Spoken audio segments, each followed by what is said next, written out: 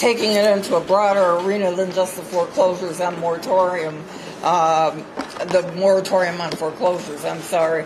If you've seen the last couple of issues of the Michigan Citizen, and this one, this is the current issue, and there's copies on the desk over there, plus additional documents related to it.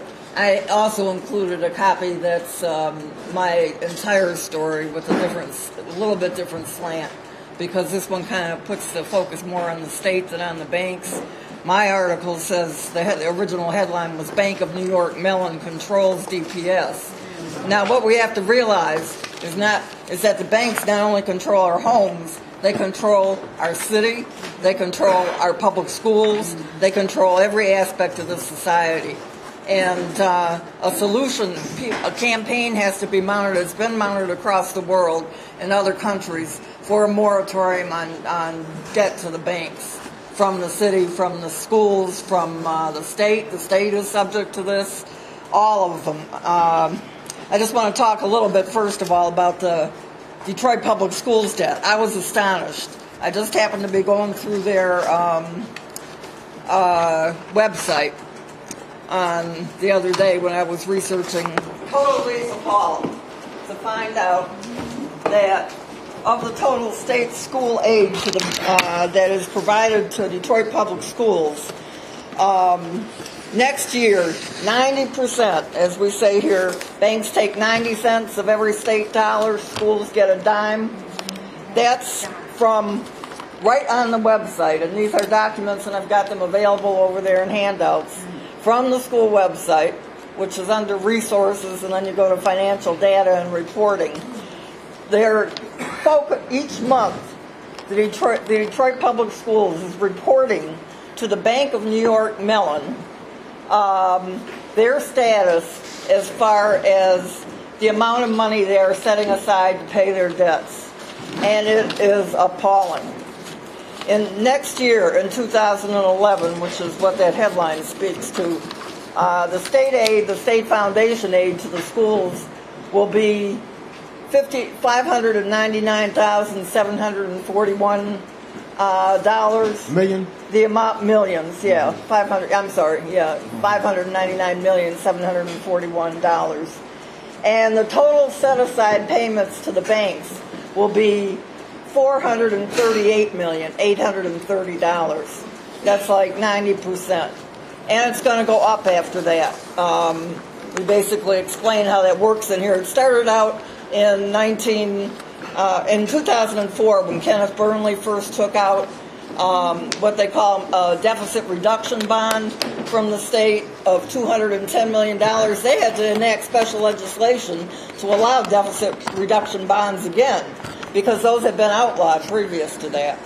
And that deficit reduction bond, it was for $210 million, and the conditions were that if the school district didn't pay it back in a year, then it would be extended for 15 years at huge interest rates, and the school district is still paying that back.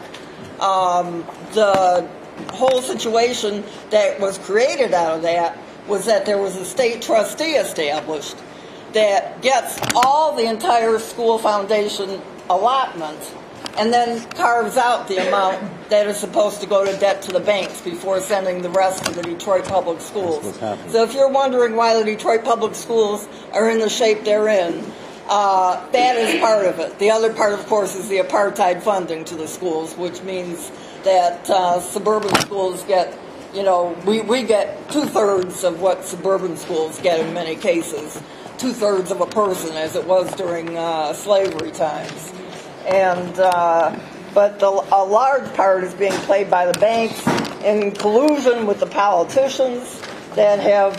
The reason I gave you the full article was this article kind of focuses a little more on the state's role, but I was trying to focus on the fact that it's actually the banks that control the schools, the state, everyone.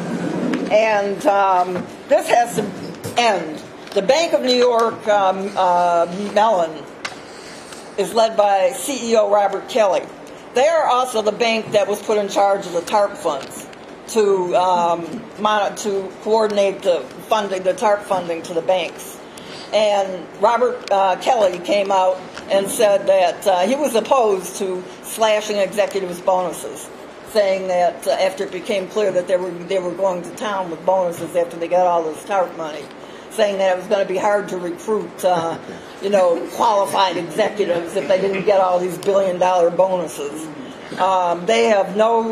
They were the first bank founded in this country by slave owner Alexander Hamilton. And there's a lot more in the printout article that was not included in the article in the Michigan Citizen about their background. They've been sued for money laundering by Russia. They were taken to court by the SEC for money laundering. They have a criminal history. And this is a bank that is in charge of our schools. I mean, they actually have to write a letter every month showing what the general cash flow of the school is, to assure of the school system is, to assure that there's going to be enough there to pay the debt that has been being incurred, not only from that first debt, but through through Bob's regime as well. They've been steady borrowing more money. And I believe all the money, the first debt certainly was against the state school aid fund. It was guaranteed by the state school aid fund. And I believe that since then, the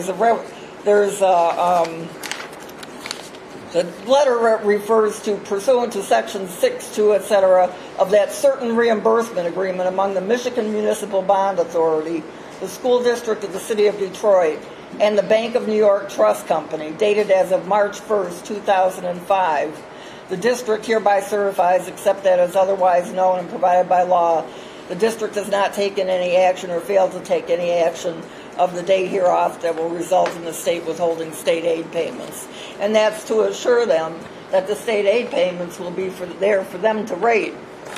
So they are a huge culprit in the condition of our schools.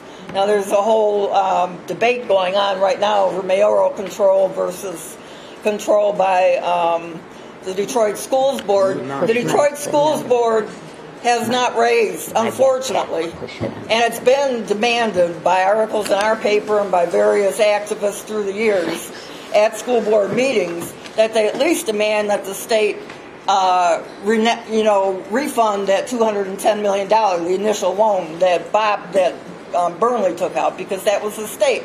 The school board, the Detroit Public Schools have never not been under the control of the state. They have always had to report. When they were first under the state takeover board, the state takeover, Burnley instituted a deficit reduction plan that was a 5-year deficit reduction plan that overlapped the time that the elected board came in. That was forced on them by the state. They were forced to meet with the state every month with the state trustee to report to them what kind of cuts they were making, what kind of things they were doing to our children. The whole plan right now to shut down all these schools was announced in 2004. And this whole committee that Wendell Anthony and them set up, the transition team, just totally ignored it. We asked at a press conference, myself and Christine McDonald from the Detroit News asked Wendell Anthony, well, what are you going to do about the deficit reduction plan once the elected board gets in? And he said, well, we're not here to talk about that. He had 150 community leaders from the city of Detroit standing behind him. And they're not here to talk about that. And the deficit reduction plan was about closing half the district schools. It was about leaving only 8 high schools out of 24 high schools. It was about huge cuts, layoffs, etc. And it's what's being carried out right now. It's been in the works since 2004. And the state has renewed it every time that there's a new deficit reduction plan. That's being forced on the school district and our children who are living in terrible conditions of poverty by the banks, essentially. When I went to one meeting where one of those monthly state trustee meetings, and they had all these folks there from the banks. And they were encouraging, they were pressing the school district to borrow more money.